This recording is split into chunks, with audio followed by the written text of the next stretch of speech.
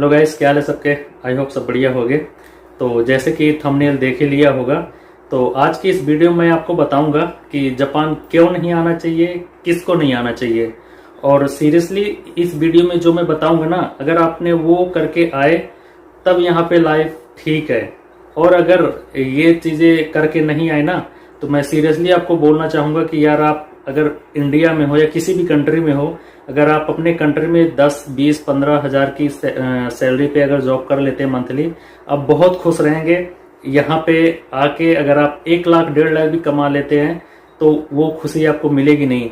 तो इसलिए इस वीडियो में आपको बताऊंगा कि क्यों नहीं आना चाहिए, और अगर वो करके आए तभी यहाँ पे आपकी लाइफ है वो अच्छी हो सकती है। वरना तो मैं कहूँगा कि अगर आप ये चीज़ नहीं करके आते हैं जो मैं आगे बताने वाला हूँ, तो आपसे यही बोलूँगा कि आप अपने कंट्री में 10,000, 20,000, 30,000 की जो भी आपको जॉब मिलती है, आप वहाँ पे कर लो। आपकी लाइफ अच्छी रहेगी, बहुत खुशी से जियोगे वहाँ पे।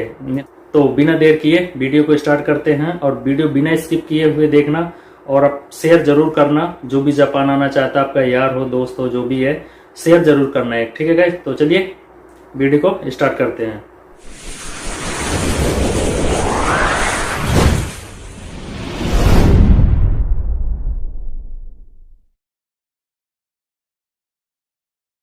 यार देखो, जैसे कि मैं आपको हर वीडियो में बोलता हूं कि आप जो भी यहाँ पे आना चाहता है वो कम से कम अपनी कंट्री, होम कंट्री में N5 लेवल की लैंग्वेज सीख के आए। तभी यहाँ पे आपको स्टार्टिंग से जो प्रॉब्लम आना स्टार्ट होती है, जो लैंग्वेज जब नहीं आती है, वो आपकी प्रॉब्लम थोड़ी सी कम हो जाएंगी। हालांकि उतना एक्सपीरियंस वहां पे रह के पढ़ना और यहाँ पे रह के पढ़ना बहुत डिफरेंस है। तो इसीलिए आप, लेकिन मिनिमम कम से कम वहां पे पढ़ना जरूरी है। तो आप वहां से लैंग्वेज पढ़ के आए, ये तो है, ये मैं हर वीडियो में बोलता हूं, और ये करके ही आना है। बस इससे भी आगे जो मतलब कि आपको करके आना चाहिए, जो और भी चीजें हैं वो इससे भी ज्यादा इंपॉर्टेंट है लैंग्वेज से ज्यादा। क्योंकि यहाँ पे लैंग्वेज अगर आप यहाँ पे आके पढ़ते तो आपको महीने, 2 महीने, 3 महीने, 4 महीने प्रॉब्लम आएंगी। बट जो आगे मैं आपको बताने वाला हूं, अगर वो नहीं करके आए तो आपको पूरी लाइफ यहाँ पे प्रॉब्लम का फेस करना पड़ेगा। तो ये जरूर करके आए, ठीक है। तो अब मैं आपको नेक्स्ट बताता हूँ कि अगर जो भी यहाँ पे आना चाहता है तो अपने वो माइंड में बैठा ले कि यहाँ पे हार्ड वर्क बहुत ज़्यादा है, और यहाँ पे बहुत जो आपको पार्ट टाइम जॉब मिलती ना, वो बहुत ज़्यादा हार्ड मिलती है। तो आप वहीं पे अभी से कोई काम करना स्टार्ट कर दे, हो जाए, हैबिट बन जाए। यहाँ पे आने के बाद आप हार्ड वर्क कर सकते हैं। क्योंकि यहाँ पे जो पार्ट टाइम जॉब मिलते हैं ना भाई, यहाँ पे जो भी आप 5 घंटे, 6 घंटे, 8 घंटे की जो भी शिफ्ट लगाते हैं, वो पूरे मतलब कि खड़े खड़े शिफ्ट लगानी होती है। आपको 1 सेकंड बैठने की उसमें परमिशन नहीं होती कि आप बैठ सकें। कभी कभी तो इतनी तेज, कभी कभी क्या, रोज ही इतनी तेज, मतलब कि कमर में पेन होने लगता है, हाथ पैर दर्द होने लगते हैं, बहुत ज्यादा पेन होने लगता है। तो आप यहाँ की जो पार्ट टाइम जॉब है ना, बहुत हार्ड मिलती है। और आपको यहाँ पे कोई ऑफिस जॉब मतलब कि मिलना बहुत बड़ी बात तो नहीं है, ढूंढोगे तो मिल जाएगी। बट उसके लिए आपकी लैंग्वेज भी यहाँ पे बहुत मैटर करती है। आपकी जब लैंग्वेज आती है, आपको जरूरी नहीं कि आप N3, N2 पास हो, बट आपका जो कन्वर्सेशन लेवल है अगर वो अच्छा हो जाता है तो आप ऑफिस में भी जॉब कॉल करके ले सकते हैं। बट ईजी नहीं मिलती है, ठीक है। तो आपको हार्डवर्क यहाँ पे बहुत करना पड़ता है, बहुत करना पड़ेगा। जो बंदा हार्डवर्क नहीं कर सकता, वो प्लीज मैं उससे बोलूंगा कि यहाँ पे मत आए। क्योंकि मैंने ऐसे ऐसे लोग देखे हैं 1 हफ्ते बाद अपनी होम कंट्री वापस चले गए हैं। क्योंकि यहाँ की जो पार्ट टाइम जॉब है वो कर, सबकी बस की बात नहीं है और कर नहीं पाए, तो इसलिए वो वापस चले गए। तो आप एक अपने दिमाग में बैठा ले कि वहां पे जाके आपको ब्लू कॉलर जॉब करनी है, बहुत हार्ड वर्क करना होगा। क्योंकि यहाँ पे एक, जैसे कि एक बहुत काम होते हैं ना, वो बहुत फास्ट काम होते हैं। तो फास्ट काम होते हैं तो उसमें मतलब कि कोई भारी सामान नहीं। मैंने जो आज तक देखा है कि जैसे कि जिसमें जो बहुत फास्ट काम होता है, तो जैसे कि मशीन वगैरह होती हैं, तो उसमें बहुत फूड पैकिंग वगैरह की जो कंपनियां होती है ना, तो उसमें जैसे कि कोई भी डालना होता है सामान, जो भी फूड में वहाँ पे होता है साथ में, तो वो बहुत फास्ट डालना पड़ता है उसमें, तो पैकिंग होता है आगे। तो आपकी जो गर्दन एक बार झुक गई ना, तो ऊपर नहीं कर सकते, तो बहुत पेन होने लगता है वहां पे भी। तो वो लेकिन भारी नहीं होता, लेकिन बहुत फास्ट होता है, आप इधर उधर गर्दन भी नहीं कर सकते। तो ये और जो मतलब कि स्लो काम होता है ना, तो जैसे कि कंपनियां होती हैं, लॉजिस्टिक कंपनियां होती हैं और भी काफ़ी कंपनीज हैं, तो वहाँ पे मतलब कि फास्ट काम नहीं होगा, बट वहाँ पे भारी काम होता है। जैसे कि कोरियर कंपनी वगैरह होती हैं, तो वहाँ पे क्या होता है, जो कोरियर भेजते हैं, तो आपको पता ही है कि कोरियर में 1 kg का भी सामान होता है, 20 kg का, 30 kg का भी सामान होता है। तो आप उस लाइन पे, जिस लाइन पे आपको लगा दिया गया है ना, तो उस लाइन पे जितना भी वेट होगा ना, उसको आपको उठा के रखना पड़ेगा। और वो कभी कभी जल्दी भी आ जाते हैं, कभी थोड़ा टाइम भी लगता है। बट मैंने एक चीज यहीं पे यही नोटिस किया है कि अगर आपका जो फास्ट वाला काम होगा वो आपको भारी नहीं होगा, जो फास्ट काम नहीं होगा वो आपका काफी भारी होता है। कभी कभी तो बॉडी वहीं पे साथ देना छोड़ देता है कि अभी छुट्टी ले लो। तो ये बहुत भारी काम भी होता है। तो इसलिए आप इसको माइंड में बैठा लें कि आपको यहाँ पे हार्डवर्क करना ही पड़ेगा। अगर आप नहीं कर सकते तो जापान मत आना। अब जो नेक्स्ट है, यहाँ पे नेक्स्ट है एक डिसिप्लिन। आप स्कूल में भी पढ़ेंगे, जो भी लैंग्वेज स्कूल होगा आपका, वहां पे भी डिसिप्लिन में रहना पड़ता है यहाँ पे। क्योंकि अगर डिसिप्लिन में नहीं रहेंगे ना, तो एक ये आपकी वजह से आपकी कंट्री की इमेज क्रिएट बना लेते हैं कि ये बंदा ऐसा है तो इसकी कंट्री में ऐसा ही होता होगा। तो जो भी यहाँ पे आना चाहता है, प्लीज मुझसे रिक्वेस्ट करता हूँ कि यार आप एक बंदे के पीछे अपनी कंट्री को मत बदनाम करें। तो एक आप डिसिप्लिन में रहना सीख लें। यहाँ पे डिसिप्लिन में रहने वाले बंदे के लिए बहुत इज्जत है, और जो नहीं रहता उसकी बड़ी बैड इज्जत है, यहाँ पे बड़ी बैड इमेज बना लेते हैं। तो यहाँ पे अगर जो बंदा डिसिप्लिन में नहीं रहता, डिसिप्लिन में नहीं रह सकता, वो मत आए यहाँ पे। क्योंकि यहाँ पे डिसिप्लिन फर्स्ट प्रायोरिटी में है। आपकी जो टाइम मैनेजमेंट है, आपको मान लीजिए कहीं पे जाना है, जॉब के इंटरव्यू के लिए जाना है, आप जॉब के लिए जाते हैं, वहाँ पे 10-15 मिनट पहले आपको जाना पड़ता है। तो ये डिसिप्लिन, वहाँ के कंपनी के रूल जो होते हैं वो फॉलो करने पड़ते हैं। बहुत गंदे गंदे रूल होते हैं, सोच के भी लगता है कि यार ये ऐसे पागल लोग ऐसे क्यों करते हैं, ऐसे रूल की जरूरत भी नहीं है। बट क्या होता है कि हम जॉब यहाँ पे कर रहे हैं, तो हमें इनके हिसाब से चलना पड़ेगा, तो हमें डिसिप्लिन फॉलो करना पड़ेगा। तो डिसिप्लिन बहुत ज़रूरी है। तो अगर आप अपनी कंट्री जो भी है, तो प्लीज अभी से स्टार्ट कर दें। आप अपने को टाइम मैनेजमेंट करना सीख लें, ताकि आपको यहाँ पे आने पे वो मतलब प्रॉब्लम ना आए। और यही है कि अगर आप यहाँ पे कुछ भी नहीं सीखा ना, साल, 1.5 साल, 2 साल रह के, तो आप डेफिनेटली यहाँ एक डिसिप्लिन सीख जाएंगे।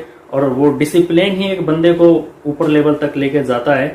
तो अगर आप अपनी भी होम कंट्री में वापस जाते हैं, कि कहीं कंपनी में जॉब करते हैं, आप टाइम से आएंगे, टाइम से जाएंगे, हार्डवर्क करेंगे, तो वहां पे भी आप अच्छी जॉब, अच्छी इनकम, अच्छी पोस्ट में पहुंच सकते हैं। तो ये भी चीज याद रखें कि आप डिसिप्लिन में रहना अभी से सीख लें, क्योंकि यहाँ पे रहना पड़ेगा। और भी जैसे रूल हैं कि आप बाहर घूमने जाते हैं, आपने कुछ खाया पिया, आप बाहर कचरा नहीं फैला सकते। आप बाहर का कचरा अपने घर पे लेके आप डस्टबिन में फेंक सकते हैं, बट अपना खुद का कचरा बाहर नहीं फेंक सकते, अपने घर का कचरा बाहर नहीं फेंक सकते। तो ये रूल हैं। आप ट्रेन में जाते हैं, आप ट्रेन में मोबाइल में बात नहीं कर सकते। आप बहुत से ऐसे जगह टॉयलेट में होता है, टॉयलेट में आप मोबाइल यूज नहीं कर सकते। और अगर आप ये सब रूल्स नहीं फॉलो कर सकते, तो मैं आपको यही बोलूंगा कि प्लीज जापान मत आना। देखो जो नेक्स्ट है, तो जैसे कि आप यहाँ पे आके जॉब जरूर करना चाहेंगे, है ना, तो मैं उनसे ये बोलूंगा कि जैसे आपने वहाँ पे लैंग्वेज सीखा अपने कंट्री में, फिर यहाँ पे आप लैंग्वेज सीखते हैं, तो जो वहाँ पे लैंग्वेज आप इंडिया में सीख रहे हैं ना, तो लैंग्वेज के साथ साथ एक आप अगर मान लीजिए यहाँ पे आईटी में जॉब करनी है, तो आप अपनी कंट्री में एक अपने साथ स्किल रखिए, और वो इतनी स्ट्रांग रखिए कि आपको यहाँ पे किसी की हेल्प ना लेनी पड़े। कि आप कंपनी में जॉब करने गए तो आपको पूछना पड़े कि ये कैसे करनी है। सीरियसली बता रहा हूँ, ये मैं खुद के एक्सपीरियंस बता रहा हूँ। तो आप अपनी आईटी में जॉब करनी है, आईटी में बहुत सी फील्ड है यार, सिर्फ एक फील्ड को आप इतनी स्ट्रांग करिए, अपनी फील्ड को इतनी स्ट्रांग करिए कि आप उसमें महारत हासिल कर ले, और आपको पूछना ना पड़े किसी से, आप किसी को बता पाए, ऐसी स्किल रखिए। क्योंकि आप यहाँ पे लैंग्वेज खत्म करने के बाद अगर जॉब नहीं मिली ना, तो फिर कोई फायदा नहीं है यार। क्योंकि आप यहाँ पे सेनमन भी कर रहे हो ना, तो अगर सेनमन भी किया, जैसे कि मैं आईटी पढ़ रहा हूँ, मैंने बीसीए किया इंडिया से, मैं सच में बता रहा हूँ कि इंडिया के जो आईटी है ना, वो भाई बहुत ऊपर लेवल की है। और यहाँ की जो आईटी में पढ़ रहा हूँ, अब मत पूछो, जो जूनियर स्कूल में या छोटे बच्चों को स्कूल में आईटी सिखाई जाती है, वो आईटी यहाँ पे पढ़ाई जाती है यार। वो आईटी में पढ़ रहा हूँ, मुझे कभी कभी तो गुस्सा भी आता है कि ऐसे आईटी यहाँ पे कैसे। तो बट मेरा वहां पे कोई एक्सपीरियंस नहीं था आईटी सेक्टर में, तो इसलिए मैं यहाँ पे पढ़ रहा हूँ। और अब मैं खुद अपने से आईटी, जो भी मैं जिस फील्ड में जॉब करना चाहता हूँ उस फील्ड को मैं अपने खुद से पढ़ना स्टार्ट किया। स्कूल केवल मैं जाता हूँ पर अपने से पढ़ता हूँ, क्योंकि 1 साल 1.5 साल पढ़ने के बाद आपकी लैंग्वेज इतनी स्ट्रांग नहीं होती कि आप पूरी थ्योरी पढ़ सकें, आप पूरे लेक्चर उनके सुन सकें, आपको समझ आए। क्योंकि आईटी प्रैक्टिकल तो करना होता है, बट कुछ चीजें ऐसी जो होती है जो मतलब बेस लेवल की होती हैं, अगर आप वो कॉन्सेप्ट क्लियर नहीं होता ना तो आपको वो प्रैक्टिकल भी समझ में नहीं आएगा। और उसमें बहुत सी, जैसे हम प्रोग्रामिंग करते हैं तो उसमें बहुत सी निहोंगो यूज होती है, वो बिल्कुल समझ नहीं आती यार। ठीक है, तो इसलिए आप इंडिया में ग्रेजुएशन करके, ग्रेजुएशन के साथ मैं कहता हूँ नॉर्मल आपने ग्रेजुएशन किया कोई प्रॉब्लम नहीं है, आपने बीए किया कोई प्रॉब्लम नहीं, बट आप वहां पे अपने 6 मंथ 1 ईयर का कोई भी कोर्स ले लें। आप एमएस ऑफिस में बोलता हूँ, आप एमएस ऑफिस सीख लें, एक्सेल को अच्छे स्ट्रॉन्ग बना ले। यहाँ पे एक्सेल में भी अच्छी जॉब मिल जाती है, होटल इंडस्ट्री में आपको जॉब मिल जाएगी। या फिर बहुत से हैं, वेब डिजाइनिंग है, प्रोग्रामिंग करना चाहते हैं तो आप वो कर लें। बट कुछ भी करते हैं आप उसको अच्छे तरह से, यार उसमें बताता हूँ कि आप पूरी स्ट्रॉन्ग कर लें। अगर आप ये नहीं किया ना तो भाई प्लीज जापान मत आना यार, क्योंकि यहाँ पे आपका टाइम पास अगर आपने कर लिया कोई फायदा नहीं। आप ग्रेजुएशन वहां से कर लिया, फिर यहाँ पे 1.5 साल लैंग्वेज पढ़ी, 2 साल, फिर आपने सेनमन में एडमिशन लिया, उसके बाद फिर जॉब नहीं मिली, क्योंकि 4 साल का जो टाइम होगा आपको पार्ट टाइम जॉब, जैसे बताया कि यहाँ पे इतनी हार्ड वर्क करना पड़ता है पार्ट टाइम जॉब में कि भाई 3-4 साल तो पूछो मत कैसे निकलेंगे। तो इसलिए आप ऐसा करें, वहां पे लैंग्वेज तो सीखें, लैंग्वेज के साथ साथ कोई स्किल आप सीखें और ग्रेजुएशन करके आए। यहाँ पे आप 1.5 साल की लैंग्वेज, 2 साल की लैंग्वेज पढ़ें। अगर आपको लैंग्वेज के बाद, आपको स्कूल खत्म होने के बाद आपका मान लीजिए जॉब नहीं मिलती, जॉब प्लेसमेंट नहीं मिल पाती आपको, तो आप फर्दर आप लैंग्वेज को एक्सटेंड करा ले। हालांकि और ना कि आप दूसरे फील्ड में जाते हैं, जैसे बिजनेस करते हैं बहुत से लोग यहाँ पे आके आईटी भी पढ़ने लगते हैं, तो वो वहां पे आप ना जाके, क्योंकि आपके पास ऑलरेडी एक आपके पास स्किल होगी तो आपकी इस यहाँ पे आईटी पढ़ने की जरूरत है नहीं। आप उसी स्किल को कंटिन्यू रखें। आप बहुत सी है ऑनलाइन पढ़ सकते हैं उसको कंटिन्यू करने के लिए। तो आप लैंग्वेज पढ़िए, आप लैंग्वेज को अच्छे स्ट्रॉन्ग करिए तो आपको जॉब आसानी से मिल जाएगी। अगर आप ये करके नहीं आते ना तो यहाँ पे बस गोल गोल घूमते रहेंगे, आपका कॉन्सेप्ट क्लियर ही नहीं होगा, आपको पता ही नहीं लगेगा कि मुझे जाना कहाँ है। अगर आपके पास कोई स्किल नहीं होगी, आपका मान लीजिए अब कुछ है ही नहीं, आप सोचे आपने लैंग्वेज सीख लिया, अब क्या अपने अंदर से सोचेगा यार कि मैं क्या करूंगा, कैसे करूंगा, क्या काम करूंगा। इसलिए आप एक फोकस बना के रखे एक चीज पे, और एक वो रखे कि मुझे ये लैंग्वेज खत्म करने के बाद ये मेरी स्किल है, इस स्किल पे मुझे काम करना है, जॉब ढूंढना है। जॉब बहुत है, जॉब मिल जाएंगी, बट वो स्किल आपकी स्ट्रांग होनी चाहिए। क्योंकि यार अगर आपके पास स्किल नहीं है ना, तो अगर आपने जॉब यहाँ पे कर भी लिया, मान ली किसी को, बहुत से लोग हैं जो पैसे देके आपको वर्क वीजा दिला देंगे, पर जॉब आपको जॉब वैसे ही मिलेगी खच्चरों वाली। तो यार वो लाइफ है यार, जिसको पसंद है वो जी सकता है, बट मैं किसी को रिकमेंड नहीं करता यार कि आप ऐसी लाइफ जिए, क्योंकि आप अपनी कंट्री में 15,000 की जॉब करके भी खुश रह सकते हैं। यहाँ पे अगर आपको 2 लाख भी मिल गया तब भी खुश नहीं रहेंगे। और मैंने ये देखा भी है कि जो वर्क वीजा देते भी है उसमें सैलरी भी आपको अच्छी नहीं मिलती यार, और लाइफ भी वही खच्चरों वाली होती है, सैलरी भी अच्छी आपको नहीं मिलेगी। आपके पास स्किल होगी, आपको अच्छी जॉब मिलेगी, अच्छी सैलरी भी आपको मिलेगी, क्योंकि यहाँ पे 1.5-2 लाख नॉर्मल है यार, और इतने में तो खर्चा ही होते हैं काफी ज्यादा, तो उतने में आप सरवाइव यहाँ पे कर पाओगे। बट अगर आपका कोई एम है ज्यादा पैसे कमाने के, कुछ और करने का, अच्छी लाइफ जीने की, तो मुझे नहीं लगता कि आप इतने में जी पाओगे। अगर आपके पास कोई स्किल होगी, आपकी जॉब अच्छी मिलेगी, आपकी लाइफ अच्छी रहेगी, आपको सैलरी भी हाई मिलेगी, तो आप अपनी लाइफ को अच्छे से जी सकते हैं। मैंने यहाँ पे देखा भी है यार कि जो लोग यहाँ पे 5-5 साल से रह रहे हैं ना, उन्होंने बिजनेस भी कर लिया, लैंग्वेज भी कर लिया, N1 पास कर लिया, बहुत अच्छी लैंग्वेज है, और जॉब वही कर रहे हैं जो खच्चरों वाली जैसे कि जॉब होती है वो जॉब करते हैं। तो ऐसी जॉब नहीं करनी यार, अपनी फील्ड स्ट्रांग करो। ठीक है, गलती इनकी भी हो सकती है जो कर रहे हैं कि जॉब नहीं ढूंढी होगी, सर्च नहीं किया होगा, क्योंकि जॉब बहुत है यार। अगर N1 पास कर लिया, 5 साल एक्सपीरियंस हो गए यहाँ पे, तो जॉब अच्छी मिल सकती है, बट नहीं किया होगा शायद। तो और जब देखो काम कोई छोटा बड़ा नहीं होता, बट काम हमेशा बड़ा करना चाहिए, समझ रहे हो ना मेरी बात को। तो जैपनीज भी करते हैं यार, कि जैपनीज करते नहीं, जैपनीज भी लेबर जॉब करते हैं, बहुत हार्ड वर्क करते हैं। बट सही बताओ कौन करता है? जो हाई स्कूल पास होते हैं, इंटरमीडिएट लेवल के होते हैं।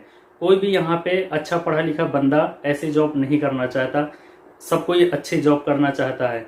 और थोड़ी बहुत तो ठीक है, जो सुपरवाइजर वगैरह होते हैं तो कभी कभी काम कर लेते हैं, ये थोड़ी बहुत तो ठीक है, बट कंटिन्यूसली काम, वही खच्चरों वाली लाइफ यहाँ पे जैपनीज भी नहीं जीना चाहते। ठीक है, तो इसलिए अपनी फील्ड को स्ट्रॉन्ग करो, फोकस करो, ताकि आपको अच्छी जॉब मिल सके, अच्छी सैलरी मिल सके।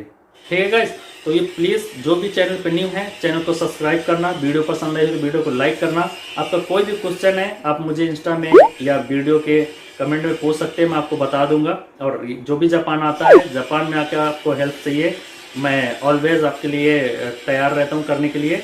और ये वीडियो को शेयर जरूर करना जो भी जापान आना चाहता है। ठीक है गाइस, तो जो भी मैंने बताया इसको प्लीज़ माइंड में रखिए और तभी जापान आइए, वरना जापान मत आइए। आप अपनी कंट्री में 10,000 20,000 की जॉब करें तो अच्छा रहेगा, क्योंकि अब हमारे कंट्री इंडिया या आप कहीं से भी हैं वहाँ पे भी बहुत अच्छी अच्छी जॉब है, क्योंकि उसमें हमें मिल जाती है। इसलिए हमारी हिंदी इंग्लिश जो भी हमारी लैंग्वेज है वो होती है, तो बहुत से ऑफिस में जॉब होती हैं तो हम कर लेते हैं। बट यहाँ पे जब से सारी चीज़ें निहोंगो में करनी पड़ती है, जैपनीज में करनी पड़ती हैं, तो वो फिर प्रॉब्लम क्रिएट करती है, समझ में नहीं आता कि मैं कर पाऊंगा नहीं कर पाऊंगा।